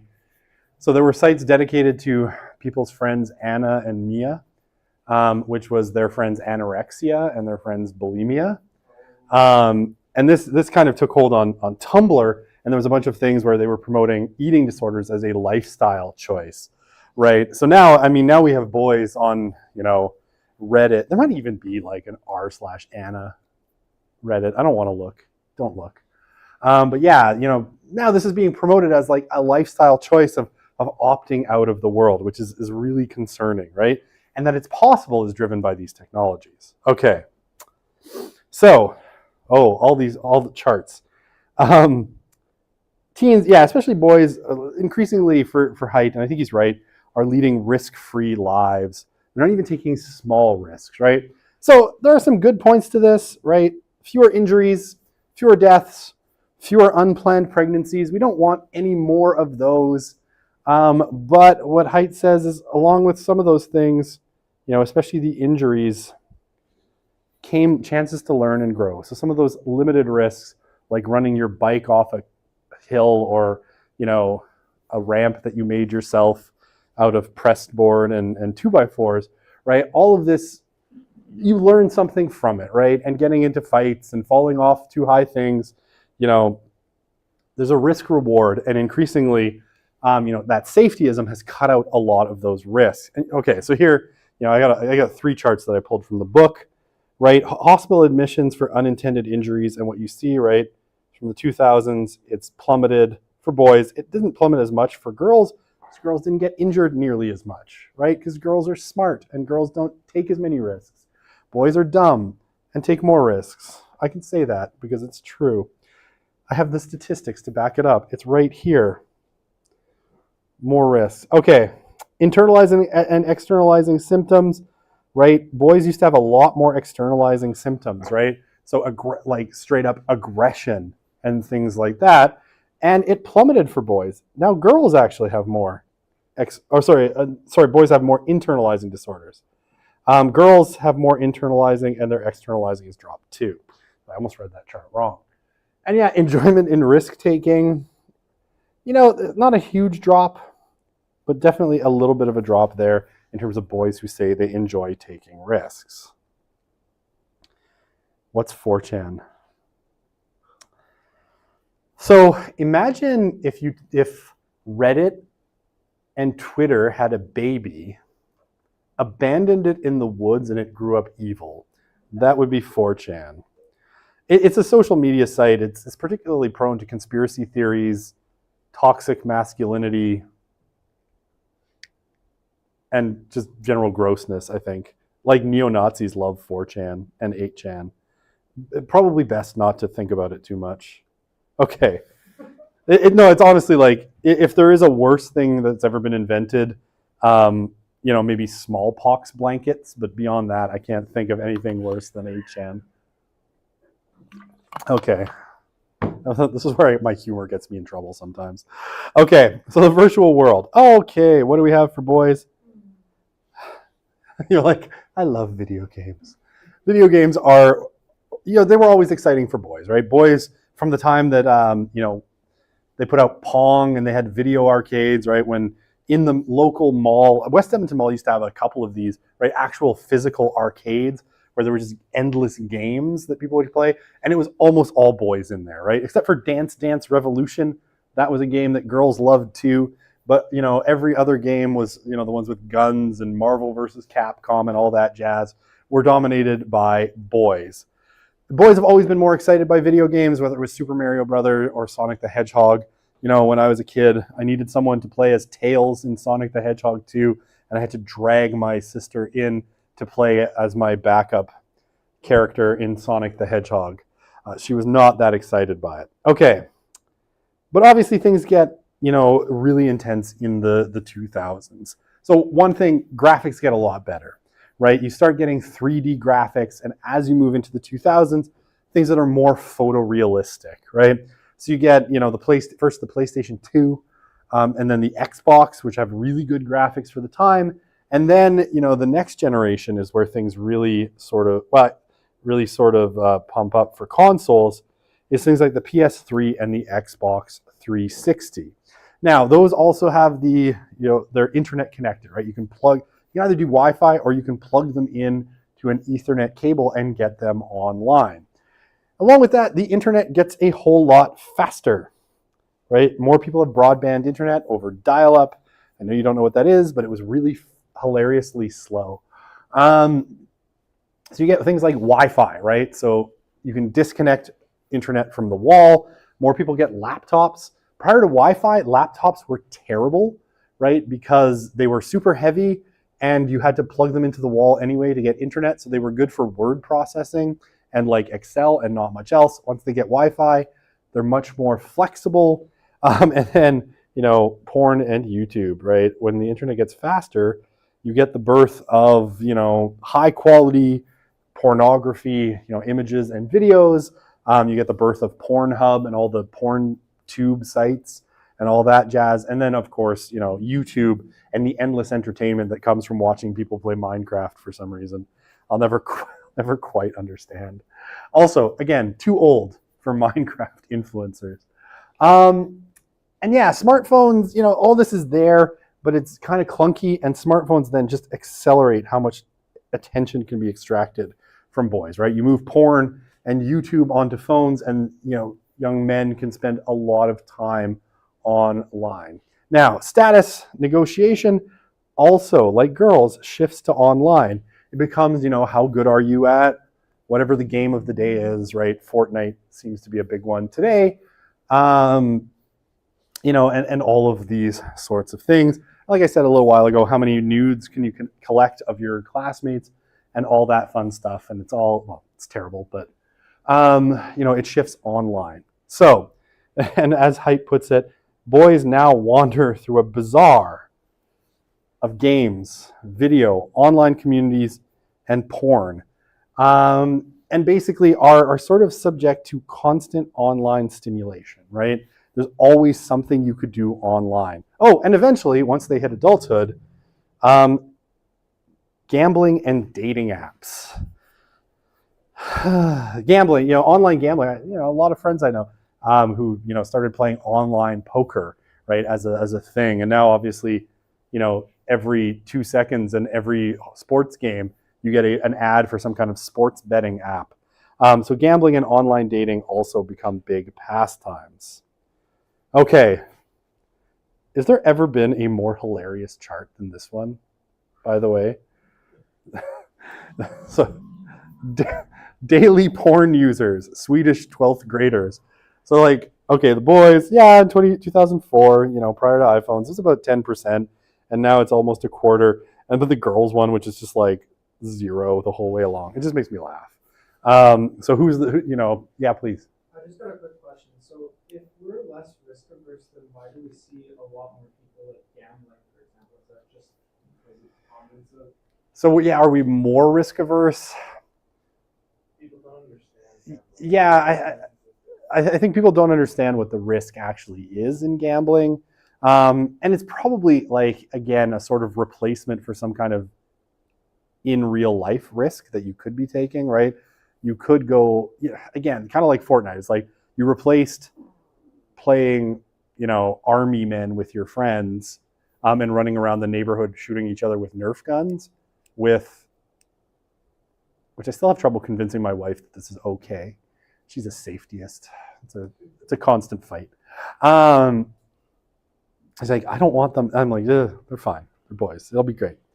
But yeah, I think it's just replacing that kind of, in real life risk with virtual risk, right? And it used to be, there's always been gambling. People gamble. People love gambling. It's in the Bible. So, there you go. It's pretty old. And there's gambling in the Odyssey and the Iliad, right? So it's been around forever. But it used to be you had to go, again, this was low grade, low cost gambling in some ways. You had to actually drive to the casino and go gamble. And now it's just open your phone, start gambling. So all of the negatives without any of the getting out and seeing people, I guess. I don't know if that makes sense. Yeah. So, I mean, again, people still want excitement. It's just that they've moved it onto a screen, right? Okay. Oh, porn. You're probably tired of hearing me talk about pornography. I'm sorry. Just comes up a lot. All right. For boys, porn hijacks, deep evolutionary drives, right? Evolution sort of built mammals and humans and all animal life to want to have sex because it helps propagate the species. It does so through very simple chemical mechanisms. It gives you a burst of dopamine, and dopamine feels really, really good in your brain, right? So it tries to, evolution tries to drive us to, have sex by making it feel really, really good. Now, obviously, that used to be a fairly difficult task, right? As you entered puberty and your brain was like, yes, I want to see naked girls and, get with girls, it forced people to take risks, right? Do uncomfortable things like talking to girls, asking girls to dance, right? Taking social risks, getting your heart broken, getting embarrassed because that one girl was like, you're like, hey, do you want to dance? And they're like, no. And, you can walk around with that for the next 20 years of your life. But, I'm kidding. That never happened to me. But, right, it forced you kind of out of your box. Now, potentially, once boys got laptops with high-speed internet, porn sort of, and this is kind of what Rigneris is talking about in Cheap Sex, it made it really easy to get all of the things that you want out of sex without any of the social risk, right? Without any ever, really venturing out there and kind of getting stuff. So, I mean, increasingly what we're seeing, like even if you look at, say, something like Tinder, right? What you see is a very small proportion, somewhere around 15% of very high status males, right? Fit, good looking, getting somewhere like 85% of the right swipes. Did I get that? Okay. Can I tell you a very short and funny story? At one point, I said to my wife, and this was a joke, I'm like, so I think I need to create a Tinder account for research purposes. And she said, that's great. You can absolutely do that. I just need to talk to some divorce lawyers for research purposes. And I was like, anyway, it's a joke. Obviously, I wasn't going to start a Tinder profile. So that's why I'm like, is it right? Swipe right. Right. So yeah, about 15% of men get about 85% of the right swipes. High status, right? So even when we're talking about that, online kind of world of online sex and dating, it's theoretically more available, but to a very, very small cadre of pretty high status males. Okay, so a lot less risk, a lot less getting out there. And for a lot of men, it's really difficult to attract women's attention, even in the Tinder economy. So it's really, really hard. I'm sorry, you missed a really good joke, and I can't re-perform it for you, but you can listen to it later. Okay, perfect. So, yeah, porn is so easy that it can lead boys to choosing the easy path, right? And you become a hikikomori, you hide in your room and you look at porn because it's harder than actually talking to girls, right? And for, porn separates the evolved sexual lure, sexual pleasure, or the evolved lure from its real world reward, a relationship, right? Potentially making boys who are heavy users, and even I think moderate and light users, turn into men who are less able to find sex, love, intimacy, and marriage in the real world. Oh, and what did we see earlier in the course? What exactly is happening? Men are finding less sex, right? Far more than women. And people are having less sex, and it's all porn's fault. So Haidt will say in the book, he's like, I don't want to say all porn is bad. I'll say it. All porn is bad. I'm sorry. My second act after I shoot the Kardashians into the sun when I become world dictator, will be to ban pornography, which will make me very unpopular and I'll get overthrown very quickly. Now, this was one that I hadn't thought of because the world is a horrible place. One of the things that Haidt talks about is the rise of AI girlfriends or AI boyfriends. And to be honest, I had seen some of these ads like on Reddit and I thought they were hilarious because I'm like, that is the stupidest thing. Who would ever want to romantically chat with an AI chatbot? The Japanese, as it happens, it did. It has kind of taken hold in Japan, right? So again, Japan is the future, and the future is depressing. But again, what does the internet and smartphones offer? Potentially, and I did a little bit of research on this. yesterday, and I shouldn't have. But apparently there's a whole class of AI chatbots that will not only chat with you, but send you like AI generated like pornographic images, and so you can like sext with your virtual girlfriend. And I'm like, wow, we're doomed. we are doomed. Bring on the comet, baby, because we are in deep trouble. All right, as these, and like this is like, and Height's saying like already there's people who are falling in love with these AI chatbots and then can't quit them. Most of them, by the way, come with a monthly subscription fee, so that's super fun. Do you have to subscribe to Girlfriend Plus? Are you going to tell me something truly horrifying? Maybe. Okay. I saw this video of some Chinese girl saying that they have AI boyfriend and they really like it because he's there all the time and he acts exactly how they like it. And apparently it's getting really popular. Interesting. Also, that is very horrifying. Thank you for that. Yeah, please. I'm sorry, this is just gonna get worse. Oh. I posted an ad a couple years ago, like that I didn't post it on like forum. A hologram. It was ridiculously expensive, like $1,000 or something like that. But you could like check. It was like one of these AI chatbots, but it had like a hologram that would like greet you when you entered the house. Super cool. Yeah. Super horrifying. Yeah. Terrible. So it's funny. There's a satirical website. It's called the Babylon Bee, and it's sort of like The Onion, but it's more like right-wing Christian conservative in the States. And it was joking around like when ChatGPT came out, and it was like the inventor of ChatGPT reflects on his creation. He's like, I created this beautiful tool. You know, it will change the world. Oh wait, what are people? They're making porn. Oh no, they're making porn. So all human technology ends up just being there so we can make pornography, which is awesome. Okay, I mean, you want to take it to another step, right? What's coming is AI girlfriends that you can program into your sex bot, right? That's coming, right? And again, like, why is this potentially problematic, especially for boys? Maybe for girls, maybe, everybody's going to have their AI sex bot.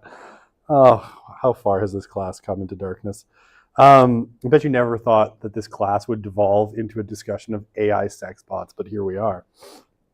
Or maybe you did. I don't know. Post that on Reddit and see what happens. Today in class, we were talking about AI sex bots. What was I even saying? Right. So yeah, so basically, the AI sex bot, right, would have the personality you want.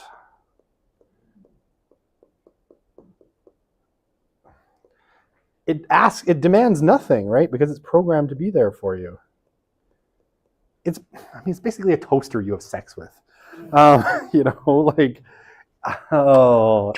tells you all the things that make you feel great about yourself, right? So this is unfortunately, this is 100% coming down the line, and again, for a risk-averse generation not used to, going out there and having real-world risks. Your AI girlfriend will never leave you. Never gonna. I was gonna start rickrolling, but I'll leave that off because I can't remember the lyrics of the song. Never gonna desert you is the last one, right? Again, not like a real person that has real needs and real demands and actually wants big things. You can program these bots to basically do whatever you want. And for a low monthly fee, you can have your AI girlfriend, which sounds like a horror beyond words. That convent in Siberia is seeming pretty good right now. All right. So, video games, thankfully, Height is less definitive about video games. And we see some benefits, right? Improve self-esteem, boys who play video games and are good at them, report, in terms of their, the term I had earlier in the course has escaped me. Starts with an A. Dear God. Agency, right? They feel increased agency because as you get good at something, as you develop a skill, you feel increased agency and all of those things. Okay. But the two harms he talks about, game addiction, right? Where a subset of boys are compulsive gamers. And like compulsive social media users on the female side, right? We see, sometimes boys spending an average or on, 40 to 60 plus hours playing video games, right? Which again is that kind of compulsive use, takes you out of the real world. It has all sorts of health detriments, right? Because you're sitting still. It's a sedentary lifestyle, all that stuff, problematic. But I think more so the opportunity cost is the one that would concern me. Again, every hour you spend playing video games is an hour you're not with people, with friends, scraping knees, busting bones, building relationships, asking girls out to the dance, all that stuff is stuff you're not going to, maybe increasingly you'll do that in the game. Who knows? Okay. So, I don't want to come back to anomie, but I must. So, that's another depressing chart. Life often feels meaningless. And again, we have our range here where things really shoot up. Up until like in the mid 2000s, things were going pretty good in terms of life feeling meaningless. And then smartphone culture really kicks, and this rate of young people feeling like life is meaningless really goes up. Now, what Haidt says is increasingly, and this is not simply driven by social media, it's also driven by the fact that a lot of these communities, if we talk about religion, we can talk about religion being kind of in slow motion collapse, but this is true of social clubs, political parties, and just about any other mediating institution that you can think of. But Gen Z boys and girls seem to be struggling to put down roots in real world communities, right? And what do traditional communities look like, right? They're communities where, they're populated by individuals who will be there 1 year later, 2 years later, 3 years later, right? They're consistent, so I guess, where you belong and to whom you belong in a certain sense, right? These communities increasingly just don't exist. They're falling apart in major ways. And this is partially driven by millennials and Gen Z kind of retreating from them in large numbers. And now what do we have, right? And I think this goes back to your question from earlier in the course, right? Like, can you replace these real world communities with online communities? What are those communities like, right? They're made up of shifting groups of unknown people who are there today, gone tomorrow. And I think what we're seeing, to bring it back to my buddy Emil Durkheim, right, is that Gen Z is suffering like very few others have from this, anomie. And it wasn't caused, in a sense, by, industrialization and all the things we hate. It was caused by the technologies we actually kind of love, like your AI girlfriend. Okay, sorry. Oh, all right. Very quickly, I'm going to go through, because I said I'd let you go early, and I'm going to break that promise. Probably, but no, probably not. So this gets us about halfway through the book once we finish this part. And I only present this because I think it's kind of interesting. And again, this is not me. I'm just like, most of this I'm pulling directly from Haidt. And I only say this because a few years ago when I presented all the data on how, religion is kind of good for young people, especially the most devoted, I got a very sassy USRI review saying that I was pushing my religion on people, which I think is funny because I don't think any student has or ever will know what I actually believe religiously, and I do that very purposely. But I do think, religious communities are generally a good thing. This is straight from Jonathan Haidt's book, and really interesting, I think, because Jonathan Haidt is an atheist. But he's written a couple of books now about how he's found in a lot of ancient traditions, religions, and philosophies like Stoicism, a lot of and Confucianism and these kinds of things, principles that really kind of help people. So I'll present you with a couple of them. There's a lot more in the book where he talks about like actual, like tangible remedies, but and this is, I think, all we have time for. So I thought I would present it. And I've sort of done this by taking his points in his summary at the end of the book and just kind of copy and pasting them with light editing into the PowerPoint because I was running out of time. Okay, so one of the things that Haidt says is the world of social media, right? Social media potentially leads to spiritual degradation, right? So taking this again slightly from Durkheim, when people see more beautiful actions, they feel as though they've been lifted up, right? Elevated.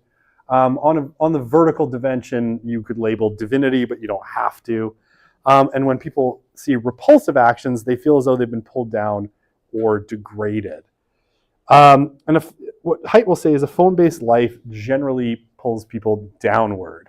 It changes the way we think, judge, relate to others, and it's incompatible with behaviors that religion and spiritual communities practice. And so, here, I'll give you an example. Who has ever thought to themselves after getting into a fight with a stranger on social media, wow, I really feel good about that? No one didn't think so, right? And think about, like anytime someone talks about, I've been talking about like 4chan and Reddit in fairly negative terms, but if, when people talk about, say, Twitter X, right? Mostly people say, it's a cesspool, it's a hive, gosh, people are awful on there, right? It's generally kind of a degrading experience. And I mean, certainly, I'll put it, who feels better about themselves after viewing, say, a bunch of pornography? Probably no one. Okay, so what does Haidt suggest? Well, basically, taking from Durkheim, he says that people move up and down between two levels, right? So move towards the sacred and the profane. And again, he's not making, I think, a specifically religious argument. He's just talking about how people have sort of lived in the past, right? The profane is the ordinary self-focused consciousness, and the sacred is the realm of the collective, right?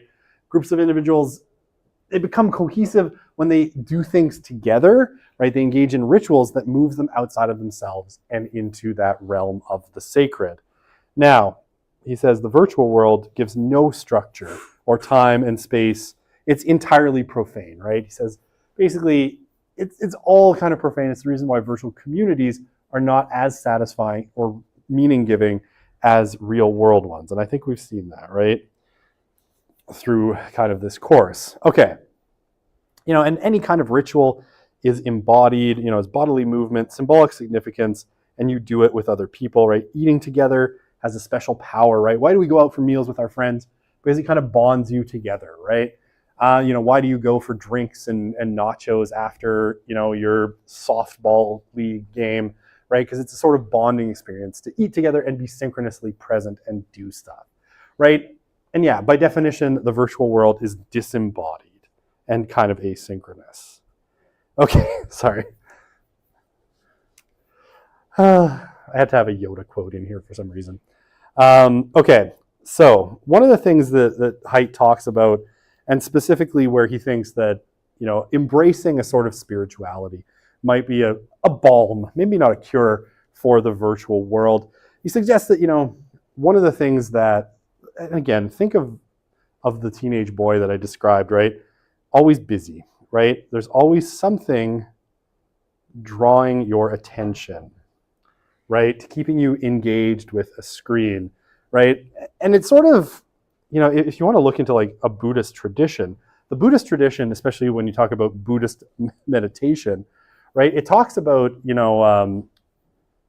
anyone who tries to meditate, and if you've ever tried to meditate, you'll immediately understand what I'm talking about, suffers from what's called the monkey mind, right? The mind that's sort of jumping around, right? Meditate or pray or whatever, right? Your mind is kind of jumping around. You're like, oh, sweet Buddha, bless me. My cat is over there. I forgot to feed him. I wonder if I should buy new shoes. Is there a new show on Netflix that I should watch? Oh, right, sweet Buddha, bless me. I wonder if I should call my mom. This is the train of thought. Sometimes in Buddhism, it's called the muddy river, right? And the muddy river is full of logs that sail down at you. And the goal of Buddhist meditation is learning to just let those logs pass, right? And to focus on them for a moment and then let them go. Basically, most religions sort of have this practice of, stillness, silence, meditation that's supposed to calm down the monkey mind, right? And open you up to kind of the cosmic or whatever. Now, it's kind of the opposite of the smartphone, right? Or social media, where it's like, engage, watch me. Where are you? Here's a video of a dog. Here's a video of a cat. Here's a video of someone playing Fortnite. Just keep scrolling. Stay engaged, right? Okay. Now, in the last few years, if you're like a pop psychology fan, like my wife is, you've heard of things like the mindfulness movement, right? And for a while, any grocery store magazine rack you went by had some Time magazine or something that was like mindfulness, right? Why? It's a sort of attempt to rediscover this, right? And as people are sort of reacting to the busyness and craziness, meditation, mindfulness, being kind of aware, slowing down, promotes well-being, even if you do it very briefly.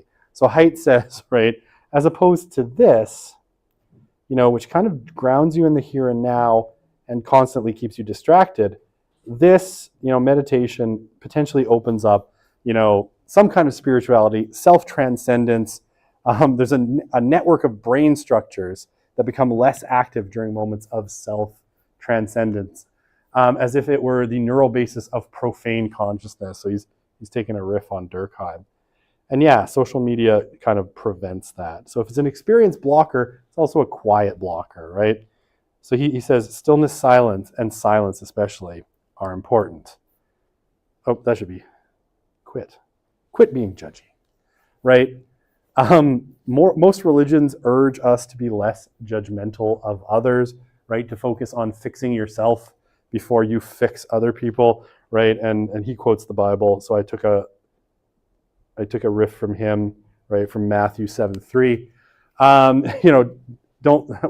do you look at the speck in your brother's eye but fail to notice the beam in your own, right? So you can find flaws in other people even though you don't see that you've got a hemorrhaging flesh wound. So what he says is social media sort of encourages us to be constantly judging other people at a rate never before possible in human history, right?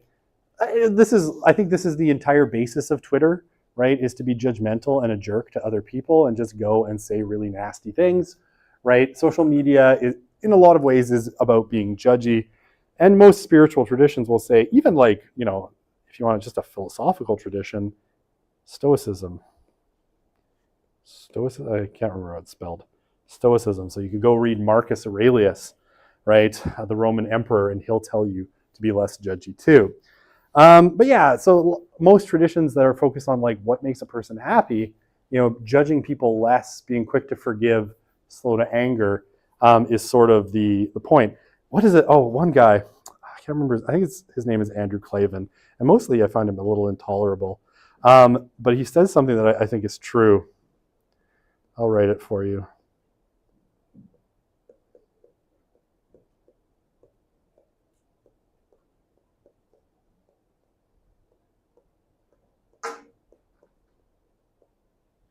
Anger is the devil's cocaine.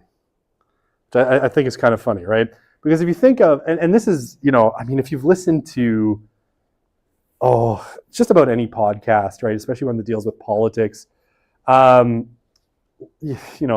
or right, Rachel Maddow, Ben Shapiro, Tucker Carlson, right? What is the thing that any of those folks want is for you to be angry, right?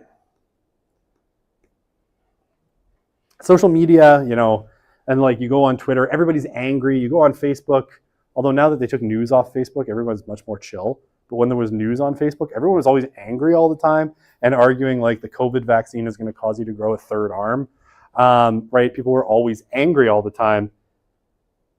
Social media kind of fosters anger for whatever reason. Anger is an easy way to gain engagement. And if if you don't believe me, I'll tell you this: Ben Shapiro knows. He's very good at it.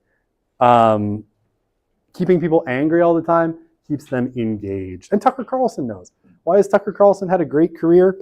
Because he knows how to keep people angry. Okay. So, Haidt's suggestion is kind of look up or be aware. And especially for Gen Z, he recommends, spending time in nature. Which is funny because Jean Twenge talks about this in her book iGen as well. She's like, what you need is people, you need sunlight, and you need exercise to feel happy. And beyond that, right, everything else is kind of negotiable. And Haidt kind of makes the same point, the grandeur of nature is the most universal and easily accessible route to experiencing awe an emotional closeness linked to spiritual practices, right? And really interestingly, though I don't have time to talk about it, well, I mean, I probably could, but Springtide had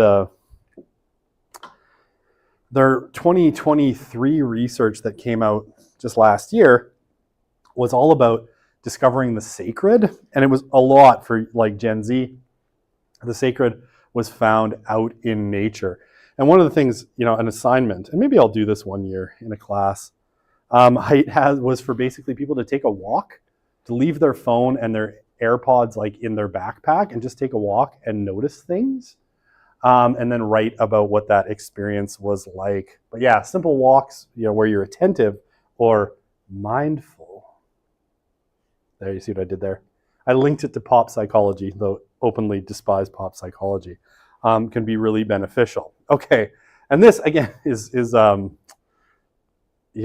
again, not me.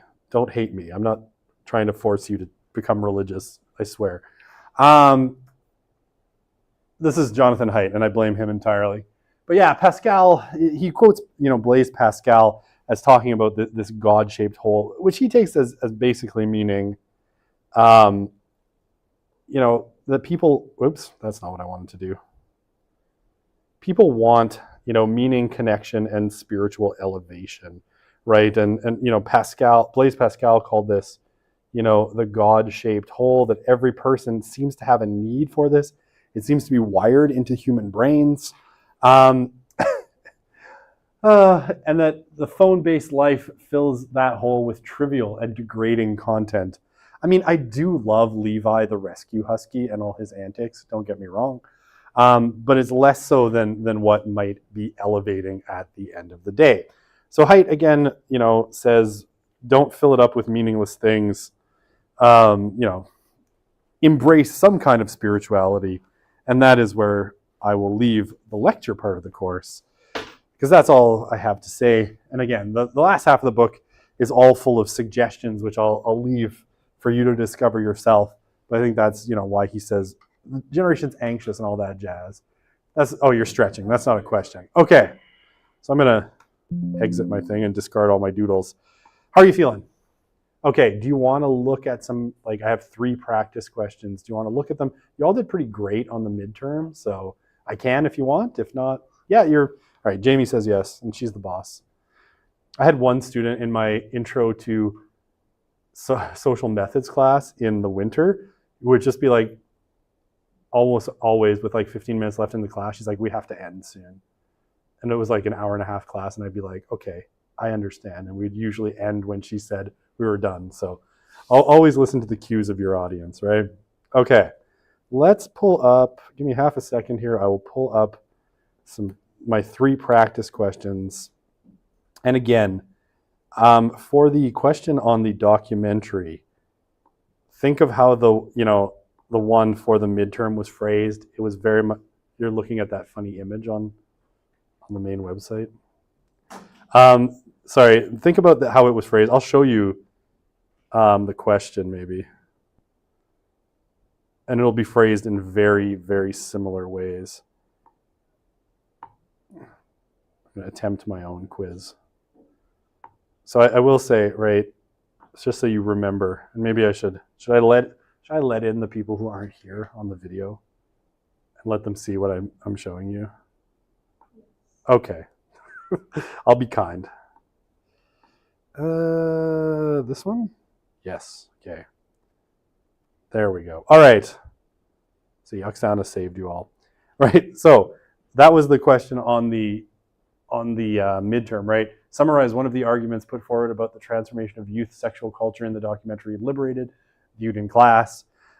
Take one idea from the course and argue that either confirms or contradicts the documentary. So this literally will probably look like, summarize one of the arguments put forward about, the transformation in the lives of youth caused by smartphones and social media in the documentary The Social Dilemma.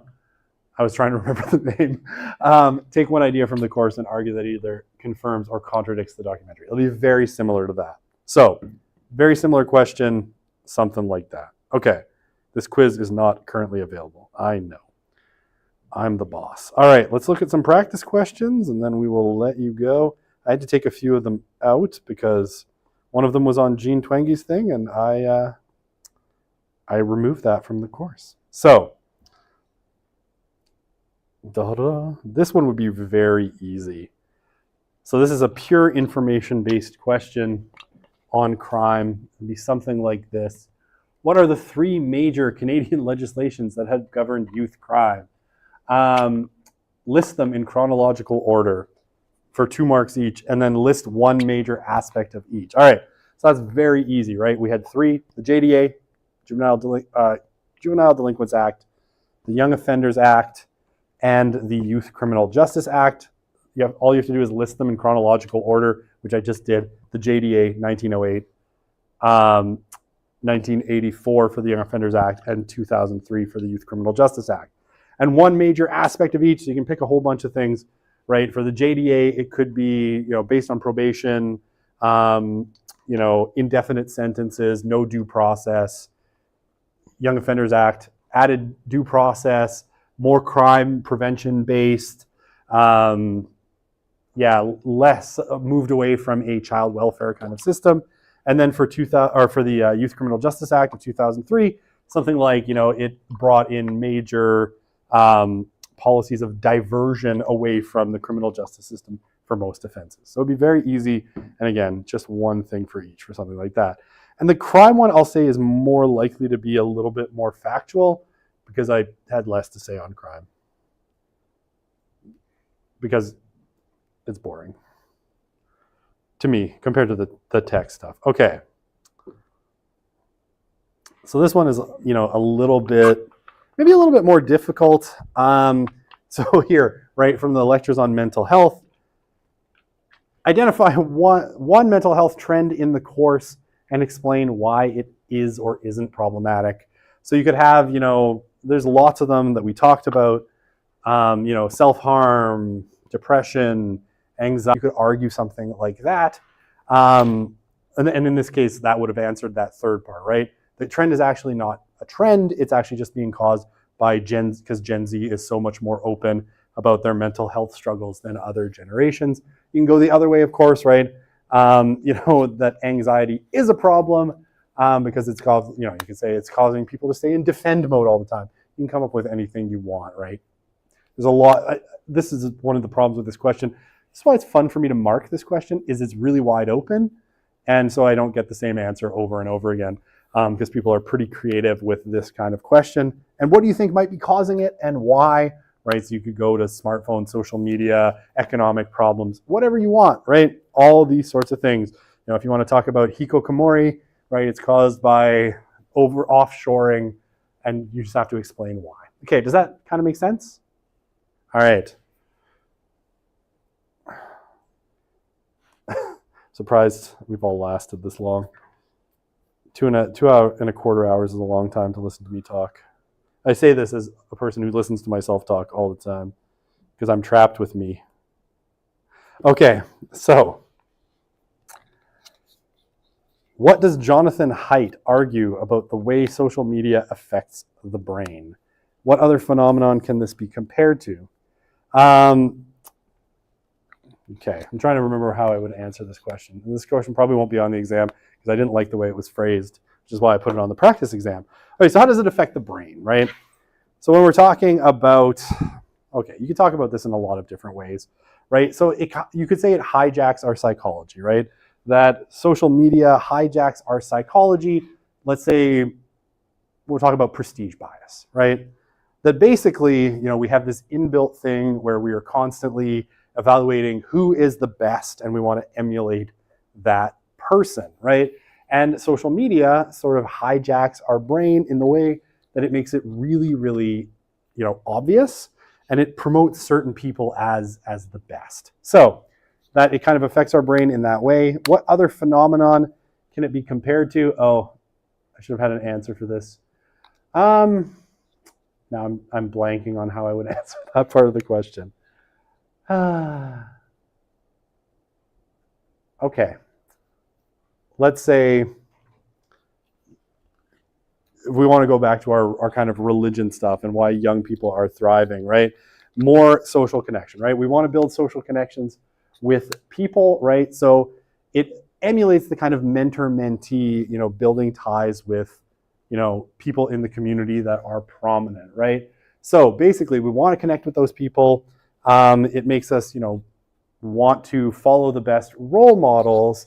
But for the last part of the question, it becomes impossible because, fundamentally, we can't build bonds with the people who are online because they're unavailable to us. Okay, that's a really awkward answer. I'm really sorry. But this is the kind of question that would be on there.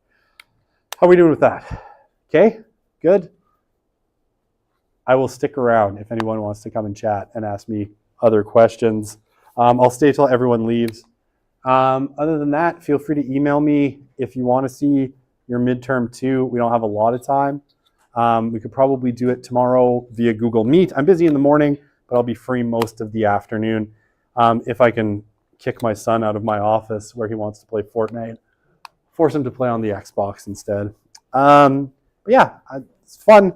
And yeah, we'll hope to see you around again. Or not if you're graduating. If you're graduating, be free. Fly free.